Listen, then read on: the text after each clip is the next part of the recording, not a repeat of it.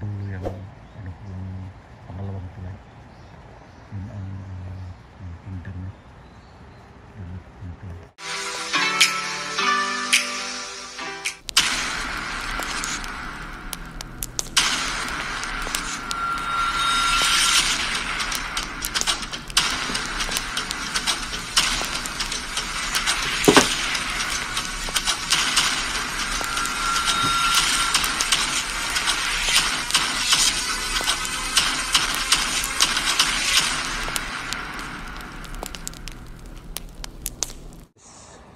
Dito tayo sa area ngayon.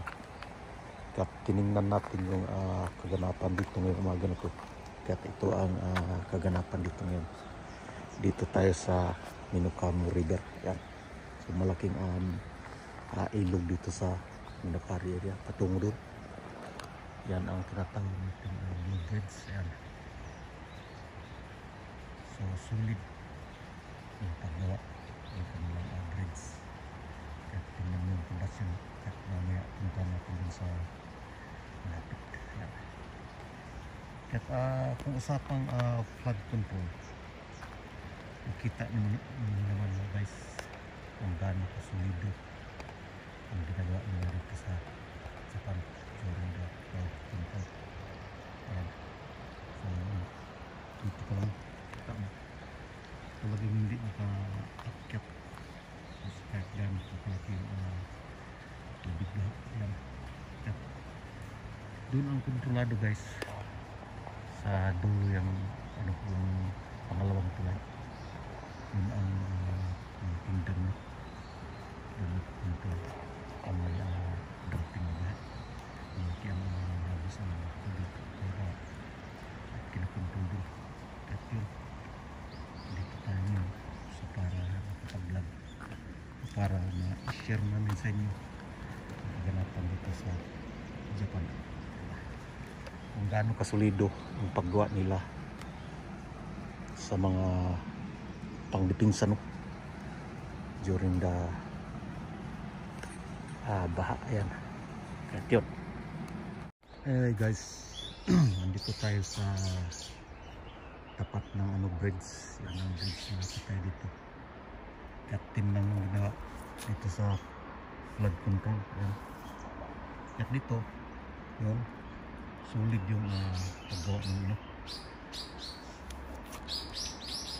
sulit na bako at siminto at saka pagdating dito yun mayroon naman ang ginawa para hindi makakyat yung tubig ba dun. Ayan. Kahit ganyan kasulido ang ginagawa dito sa Japan kung usapang flood control. Ayan, tingnan mo talagang sobra kasulid mo guys. Kahit yan guys dito sa Japan alam mo mahal talaga ang bayarin namin tulad sa mga taxes and then sa trabaho sobrang mahal yung binabayaran namin buwan-buwan. Mahal ang sahod mo, mas mahal yung binabayaran natin sa mga taxes dito. Kahit yun. Pero makita mo naman ang improvement sa bawat sulok dito sa Japan. Maski ito sa kabundukan din makita mo yung madaan dun, simentado. Kahit dito dinalagay yung taxes ng mga tao, bayan. Ayan. Yun. Kahit i-compare mo sa atin sa Pilipinas, ilan lang yung makinabang sa mga taxes ng mga kababayan natin, sa mga taong bayan. At yun, dito sa Japan talagang ano nila, ilaan nila ang mga budget pundo dun sa mga proyekto tulad nitong karsada, flood control. At tingnan naman mo sa dulo no, talaga hindi makaakyat yung tubig ba dun. Saka dito yan, yun ang kasulid dito usapan dito sa Japan. At mga guys, kaya i-update ko sa next ganapan natin dito.